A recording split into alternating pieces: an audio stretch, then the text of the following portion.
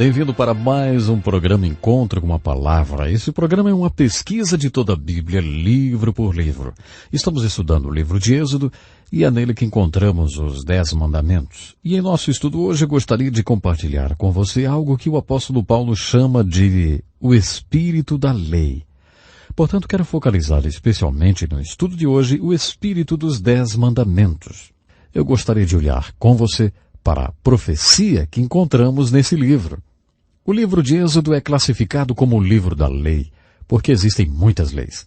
Aliás, assim como o Êxodo também nós temos Levíticos, Deuteronômio, e todos estão repletos de leis.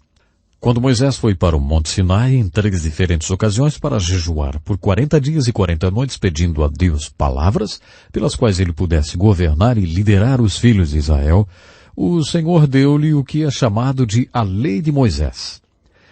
E esta lei é também chamada de a Lei de Deus. A Lei de Moisés está acima de 500 leis, portanto existem mais de 500 mandamentos no livro da lei, ou nos 5 primeiros livros da Bíblia. E você sabia que essas 500 leis são resumidas nos 10 mandamentos? Exatamente. Mas antes de olharmos para os 10 mandamentos, eu gostaria de compartilhar com você um pouco da perspectiva do Novo Testamento com relação à lei de Deus. No Novo Testamento encontramos Jesus tendo uma filosofia especial sobre a questão dos assuntos legais. Podemos observar isso, por exemplo, na diferença entre Jesus, os fariseus, os saduceus e os escribas que eram os líderes judeus nos seus dias, quando a lei estava influenciando algo específico. Observamos que Jesus sabia que a lei havia nascido no coração através do amor de Deus. Jesus sabia muito bem que Deus havia nos dado a lei por causa do seu amor. Dessa forma, ele sabia que a lei estaria sempre sendo uma expressão do amor de Deus para os homens, e esta lei trabalharia sempre para o bem dos homens. Jesus colocou esta lei sobre o prisma do amor de Deus antes de aplicá-los na vida das pessoas. Fato é que os fariseus, saduceus, escribas não fizeram isso. Eles legalisticamente lançaram aquele livro da lei para o povo. Jesus nunca tinha perdido a visão para o fato de que Deus tinha um propósito quando deu aquelas leis para o povo. Quando ele deu a lei do sábado, por exemplo, e muitos deles estavam fazendo disto um mandamento sagrado, como ter o sábado como um dia santo, Jesus sabia que o propósito da lei do sábado era para o bem do homem. Então, deliberadamente, Jesus quebrou aquela lei. Quebrou para chamar a atenção dos líderes religiosos para o fato de que aquela lei, de modo que estava sendo observado, tinha sido feita pelo homem. Se você não fizer assim como Jesus fez, você pode devastar vidas de pessoas, lançando legalisticamente a Bíblia Sagrada a eles. A Bíblia não pode jamais ser usada por esse caminho. O apóstolo Paulo descreveu essa mesma coisa quando ele disse na segunda carta aos Coríntios, capítulo 3, verso 6, que a letra da lei mata, mas o Espírito vivifica. A letra da lei, sendo lançada de uma forma legalista para a vida das pessoas, esta pode matar, mas o Espírito da lei pode dar vida. Eu gostaria agora de caminhar para os 10 mandamentos muito rapidamente. Esses 10 mandamentos resumem centenas de mandamentos, então se nós considerarmos o espírito desses 10 mandamentos, estaremos conseguindo, sim, o espírito de centenas de mandamentos. Os 10 mandamentos, como você deve saber, são as 2 tábuas da lei. Em uma tábua estavam 4 mandamentos. Aqueles 4 mandamentos são sobre o nosso relacionamento com Deus. Podemos chamar isso de relacionamento vertical da vida, que é sempre o primeiro. Então, na primeira tábua estavam os 4 primeiros mandamentos que governam nosso relacionamento com Deus. Não terás outros deuses diante de mim, não farás para ti imagem de escultura, não tomarás o nome do Senhor teu Deus em vão, e lembra-te do dia do sábado, para o santificar. Estes 4 mandamentos são o nosso relacionamento vertical, ou o nosso relacionamento com Deus. A segunda tábua contém 6 mandamentos, e estes são os mandamentos que devem reger o nosso relacionamento com as pessoas. Chamamos esses 6 mandamentos de os mandamentos horizontais, porque eles governam o relacionamento horizontal do homem. Mais tarde, Jesus resumiu todos os mandamentos em Mateus, capítulo 22, verso 35 a 40, quando um advogado inteligente perguntou-lhe: Mestre, de todas aquelas leis de Moisés, qual é a maior? E Jesus disse: Amar a Deus com todo o teu entendimento e amar ao próximo como a ti mesmo. Quando Jesus disse isto, ele resumiu todos os mandamentos e as 2 tábuas da lei. Se você ama a Deus com todo o seu entendimento, você manterá os 4 mandamentos que dirigem o seu relacionamento com Deus. Se você ama seu próximo como a você mesmo, então você manterá os 6 mandamentos que dirigem o seu relacionamento com seu próximo. Lembre-se, se estamos indo através dos 10 mandamentos e vendo seu espírito, então estaremos vendo o espírito de centenas de mandamentos. O primeiro mandamento, na primeira tábua da lei, era: não terás outros deuses diante de mim. Ou não terás outro Deus diante de mim. Alguém tem dito que a mensagem da Bíblia pode ser sintetizada em 2 palavras: Deus primeiro. É isto que o primeiro mandamento está realmente dizendo. Deus primeiro. Se Deus for qualquer coisa, então Deus é tudo. E até você ver Deus como tudo, você não tem visto Deus como qualquer coisa. O segundo mandamento proíbe-nos de fazer qualquer tipo de imagem de escultura, nem alguma semelhança do que há em cima nos céus ou na terra, que seja como imagem de Deus. A aplicação literal disso é exatamente idolatria. Esse mandamento está claramente proibindo a idolatria. O espírito desta lei, porém, é alguma coisa do tipo: Deus é espírito. Isto supõe que vamos até Deus pela fé. Sendo Deus um espírito, o objeto de nossa fé é ir pelo que não se pode ver. Esse é o caminho que Deus quer. Ele nos quer indo até Ele pela fé. Por isso, se tentarmos fazer alguma coisa material e dissermos que isto representa Deus, estaremos negando o fato de que Deus é espírito. Estaremos eliminando a necessidade da fé se fizermos Deus como algo visível. Acredito que esse é o espírito do segundo mandamento. Deus é espírito e Ele quer que nos acheguemos a Ele pela fé. Portanto, não poderemos eliminar ou violar o conceito de que Deus é espírito fazendo alguma coisa tangível, como um ídolo. O terceiro mandamento é que não podemos tomar o nome de Deus em vão ou sem um propósito. O espírito ou a essência desse mandamento é isso. Nenhuma vez você falará o nome de Deus em vão, especialmente quando o adorar. Isso não aplicando como profanação, embora possa se aplicar. Então, quando você falar o nome de Deus, até na adoração, deverá lembrar que Deus é um Deus de propósito e ordem. O propósito e ordem de Deus é tão grande que Ele não quer que você fale seu nome sem atenção ou sem propósito. Quando viemos para a segunda tábua da lei e chegamos para os mandamentos que fazem o nosso relacionamento horizontal ou o nosso relacionamento com as pessoas em nossa vida. O primeiro, é claro, se aplica aos nossos pais. No curso normal das coisas, essas são as primeiras pessoas que você vai se relacionar. Então o mandamento é bem claro: honra teu pai e a tua mãe. É interessante como na cultura judaica ainda se observa este mandamento e os benefícios são inúmeros. A cultura chinesa, pelo menos no passado, teve grande benefício por observar esse princípio. Os chineses ensinaram seus filhos a não somente respeitar seus pais, mas a venerá-los. Havia a adoração dos antepassados, mas parte desta adoração era aquela que os filhos já tinham feito antes de os pais entrarem para outra dimensão. Eles realmente respeitavam a idade e a sabedoria produzida por aquela idade. E isso produziu um tremendo benefício social para a cultura chinesa, ao ponto de ainda hoje eles não terem um tribunal juvenil comparado com outras culturas. Este mandamento tem uma promessa: se você honrar o seu pai e sua mãe, seus dias serão longos na face da terra. Infelizmente existem pessoas que estão nas prisões, pessoas que têm tido suas vidas ceifadas, porque ninguém nunca lhes falou este mandamento, ou como ele é importante. Observe que ele diz: honra teu pai e tua mãe. Não está dizendo apenas para obedecer os pais. Nas Escrituras encontramos um recado que diz: filhos, obedecei a vossos pais. Quando você é uma criança, você obedece. O mandamento da lei está falando com adultos que devem honrar. e respeitar seu pai e sua mãe. Eles sempre serão seu pai e mãe, e você deverá respeitá-los e honrá-los. Você não terá que obedecê-los quando se tornar um adulto, mas você sempre terá que honrá-los e respeitá-los também. Uma importante razão pela qual você deverá honrar e respeitar seu pai e sua mãe é que você estará mostrando para seus próprios filhos como eles deverão pensar sobre isso para também honrarem e respeitarem vocês. Eu ouvi uma vez sobre uma família de fazendeiros nos tempos dos carros de 2 rodas puxadas por cavalos.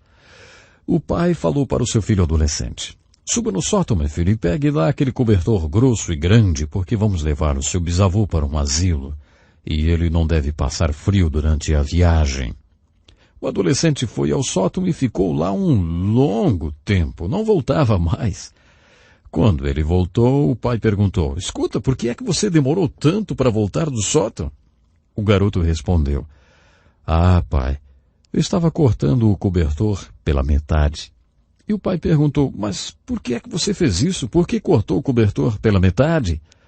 O garoto então disse: Eu vou guardar a outra metade para usar para lhe cobrir quando eu lhe levar para o asilo dos velhos também. Eu não quero que você passe frio." Sabe, há muitos e muitos modos que esse mandamento beneficia quem o obedece. Honra teu pai e tua mãe. O próximo mandamento está na tábua horizontal. São os mandamentos que tratam do nosso relacionamento com aqueles que nos rodeiam. Estes mandamentos no plano horizontal são, primeiro, não matarás. Isto não significa literalmente não matarás, porque há lugares na Bíblia onde Deus ordenava o seu povo matar. Seja quem for que derramar sangue do homem, seu sangue será derramado. No capítulo 9 de Gênesis, Deus disse a seu povo que tem um tempo para matar. No Novo Testamento, no capítulo 13 da carta de Paulo aos Romanos, vemos que a lei oficial deve ser cumprida. Caso contrário, a espada não será usada em vão. Paulo diz que se você quiser se dar bem com o oficial da lei, então obedeça à lei. Dessa forma, ele não será nenhum problema para você. Mas se você desobedecer à lei, então realmente podes temer por tua vida, porque ele não trará sua espada em vão. 3 vezes ele diz isso. Enquanto ele estiver usando a espada com você, se você desobedeceu, ele será um ministro de Deus. Nos dias de hoje, aquela espada que Paulo fala pode ser uma 9 milímetros automática, vamos dizer assim. Se você estiver roubando um banco e um policial atirar em você, ele estará sendo um ministro de Deus. Paulo nos diz que Deus estabeleceu a lei e a ordem. A lei que Deus estabeleceu é a presente expressão, a ira de Deus contra o mal. Então, de acordo com as Escrituras, o criminoso deve temer o oficial da lei. Então, dessa forma, você pode ver que o 6º mandamento não diz literalmente não matarás. O espírito desse mandamento é a vida nas mãos de Deus. Deus deu a vida e somente Deus pode tirá-la. Os sofisticados sistemas da moderna medicina que podem prolongar a vida em certos casos levantam uma questão sobre esse 6º mandamento. Nossa definição é que isto está cada vez mais e mais vago. Na verdade, este é o princípio que deveremos sempre manter em perspectiva. É a prerrogativa de Deus dar e tirar a vida. Nós poderemos até prolongar a vida através de modernos equipamentos da medicina hoje, mas Deus é o doador da vida e só Ele pode tirá-la. Não cometerás adultério. Eu acredito que o espírito desse mandamento é o que poderíamos chamar de o direito dos filhos. Este é o plano de Deus, como declarado lá em Gênesis capítulo 2, estabelecer parceiros para as pessoas, para que se tornem pais, e eles farão pessoas que se tornarão também parceiros e pais. Casamento, ou lar, é o contexto seguro que Deus quer dar para os filhos, para que eles sejam criados e preparados para a face da vida. A segurança dos filhos, então, depende do compromisso e da fidelidade do casal. Eu acredito que esta verdade é o coração desse mandamento. Isto é o que Deus quer mostrar-nos quando diz não cometerás adultério. Outra razão desse mandamento no espírito desta lei é que Deus criou um contexto seguro no qual estas duas pessoas podem expressar o maior sentimento de intimidade da qual o ser humano é capaz. Eu lembro de um jovem que eu aconselhei anos atrás. Ele estava vivendo como muitos jovens estão vivendo hoje. Ele estava em um colégio estudando e a garota que ele estava vivendo também estudava lá. No verão eles foram juntos para a cidade para conseguir algum recurso financeiro. Quando as aulas começaram, ele permaneceu trabalhando e ela voltou para o colégio. Por um tempo, nos finais de semana, ela sempre ia visitá-lo. Mas uma sexta-feira o telefone tocou e ela disse que não iria mais. Estava tudo acabado. Bem, naquela sessão de aconselhamento, chorando e choramingando para mim, aquele rapaz disse: deveria existir alguma garantia quando estamos nos entregando para um relacionamento ou um sentimento como esse. Deveria haver alguma estrutura, disse ele. Bom, aí eu falei: exatamente isso eu estava querendo dizer a você, rapaz. Veja o que a Bíblia ensina. Deus quis que existisse alguma garantia para você que está se entregando a estas áreas íntimas. Deveria existir algo que fizesse com que esse sentimento fosse comunicado de um lado para o outro, e exatamente essa é a perspectiva. Esse é o espírito do 7º mandamento: não cometerás adultério. O 8º mandamento é: não roubarás. O espírito desse mandamento é Deus, um Deus de ordem. Baseado na graça do Senhor e do nosso semear e colher, acumulamos certos ativos na nossa vida. Lembre de Abraão. Ele disse que não levaria sequer um sapato da cidade que ele conquistou. O que ele queria era resgatar o seu sobrinho Ló. Ló tinha sido feito prisioneiro e Abraão o trouxe de volta. Abraão recusou qualquer espólio de sua conquista para que nenhum homem viesse dizer: Abraão se tornou rico com o que não era dele, hein? Abraão acreditava que Deus tinha provado a ele já há muito tempo que ele é o Deus de todas as riquezas, e na graça de Deus ele semearia e colheria. Quando você rouba, você viola a ordem de Deus. O próximo mandamento é: não dirás falso testemunho.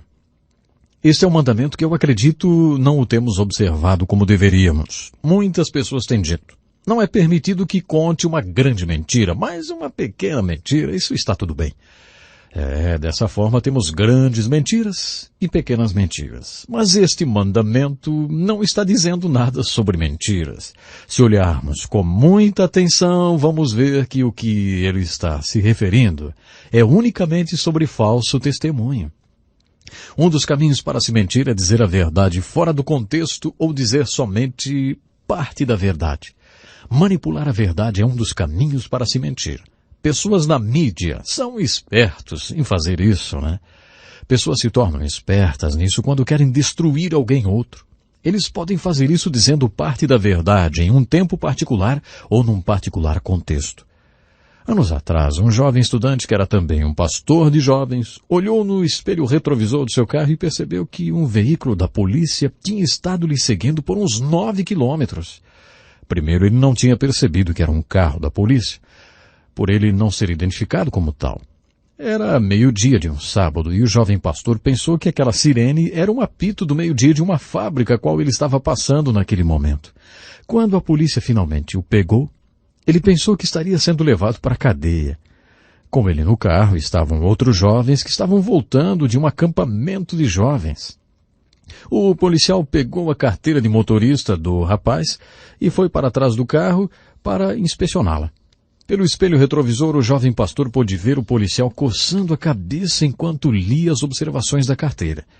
Finalmente, o policial veio até ele e disse: Olha, você tem que admitir que estava em alta velocidade, mas eu não vou fazer nada a você porque eu conheço seu pai, hein? Pior de tudo é que o jovem pastor tinha certeza absoluta de que o policial não conhecia o seu pai. O seu pai não era daquela região, era de muito longe e nunca tinha estado naquela área. O policial pensou que conhecia o pai daquele jovem pastor. Agora, aquela era uma situação ética. O que o jovem pastor deveria fazer? Ele não tinha tido o curso de ética ainda, então o jovem disse: o meu pai realmente é um grande homem. Claro, isto era um testemunho verdadeiro, porque o seu pai realmente era um grande homem. Mas, como pensar sobre isso depois? Onde estava realmente envolvida a ética?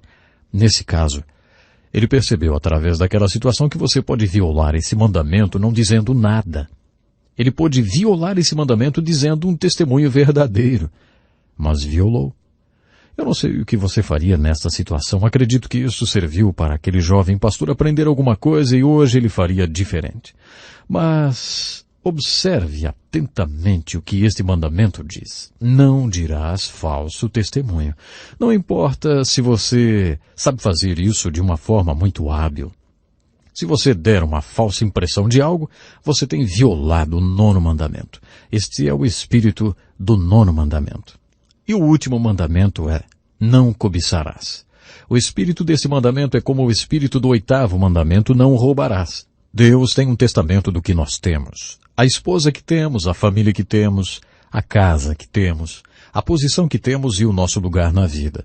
Deus tem um testamento sobre todas essas coisas. De acordo com as Escrituras, nós não devemos comparar nós mesmos com os outros. Somos todos indivíduos únicos. Quando Deus fez você e quando Ele me fez, Ele jogou fora o padrão ou modelo. Ele não quer que sejamos como ninguém outro. Ele não quer que outro seja como nós. Então, se isto é verdade, nós não poderemos comparar nós mesmos com os outros e nem desejar ou invejar o que os outros possuem.